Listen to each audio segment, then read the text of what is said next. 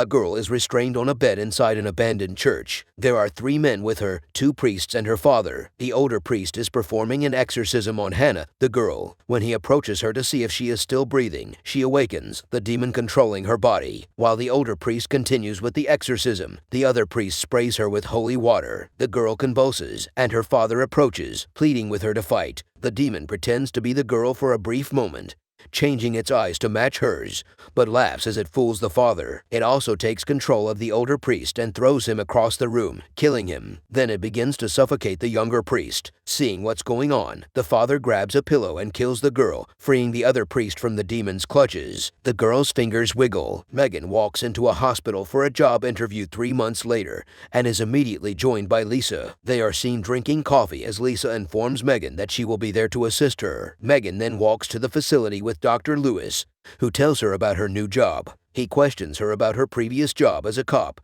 but she says she's much better now and can handle the job. They enter an elevator, and the doctor says that after a while, people's imaginations run wild due to the job. She doesn't believe it will happen to her. As they move deeper into the basement, he informs her that the night shift can only enter and exit the facility by swiping their security card. He continues to show her around the facility and takes her to the intake bay, telling her that she is not allowed to leave the premises while on duty. She is to take the bodies from the intake bay to the receiving room, where she will photograph them and scan their fingerprints. They finally enter the freezers of the facility, and he welcomes her to the team. Megan walks into the dark hospital the next night and talks to security in the reception area. Dave, one of the guards, greets her and welcomes her to the night shift. Megan goes to the nursing home. When the lights go out, she is seen working on the computer. When a body arrives at the intake bay, she turns them back on. As they talk, she and an ambulance worker transfer the body to the receiving area. She's now photographing the body and scanning its fingerprints. Dave jumps out and scares her as she places the body in the freezer. He apologizes and follows her around. Later, Megan continues her work, goes to the restroom, and when she returns, she sees a man standing in the hallway. She goes to take some pills, but she stops herself. She is then seen at an AA meeting, sitting next to Lisa, telling the group about the man she saw earlier. He was someone she was about to arrest when she was a cop,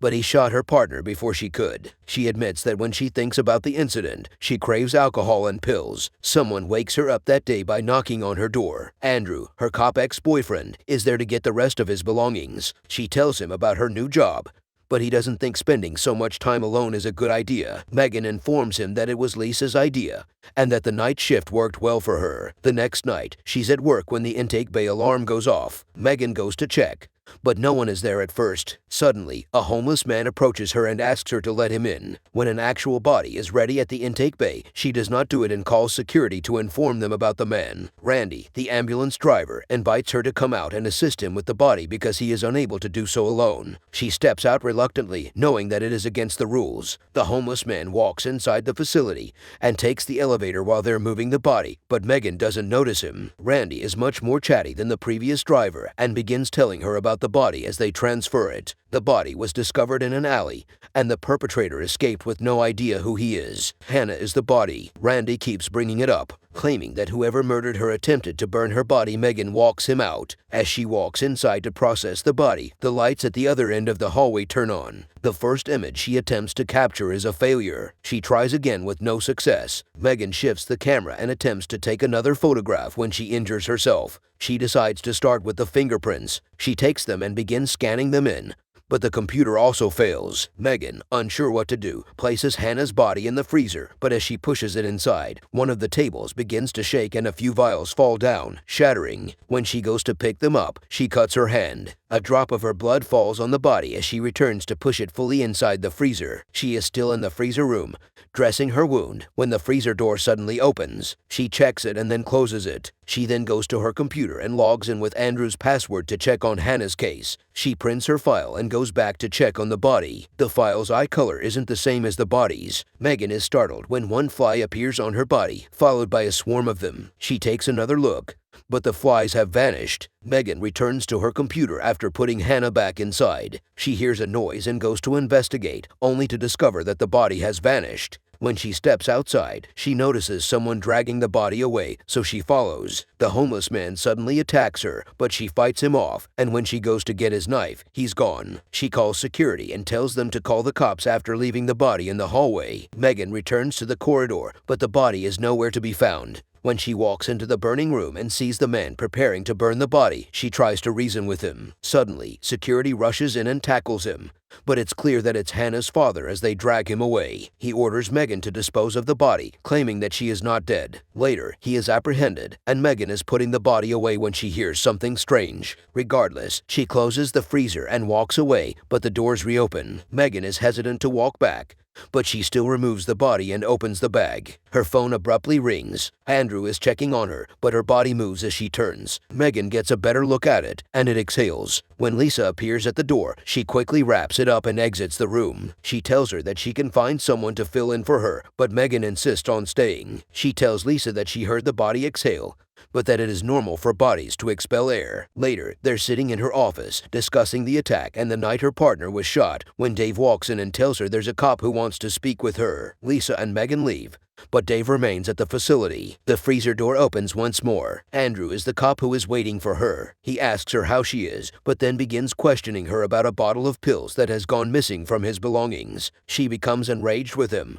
but before he leaves, she asks him to assist her with something. M0rgue returns to the nursing home and takes Hannah's fingerprints. She hands them over to Andrew, tells him there's something strange about them, and asks him to investigate. While waiting, Dave wanders around the facility, but he hears something strange and walks into the freezer room. Something is moving inside the freezer, so he opens the door and looks inside, only to be pushed out by a hand. It takes control of his body, just as it did the priest, and drags him back into the freezer. M0rgue returns to the facility and uses the restroom. She texts an apology to Andrew and then hears someone enter the restroom, thinking it's Dave. When a burned hand grabs her rubber band ball from the floor, she hunches over to see who it is. M0rgue is terrified, but she emerges from the stall. There isn't anything there. Later, Andrew returns her call and informs her that Hannah has been dead for 3 months. M0rgue searches for Hannah on the internet and comes across an article about her that claims she was possessed by a demon. She returns to investigate the body and notices that a large wound that was previously on it has vanished.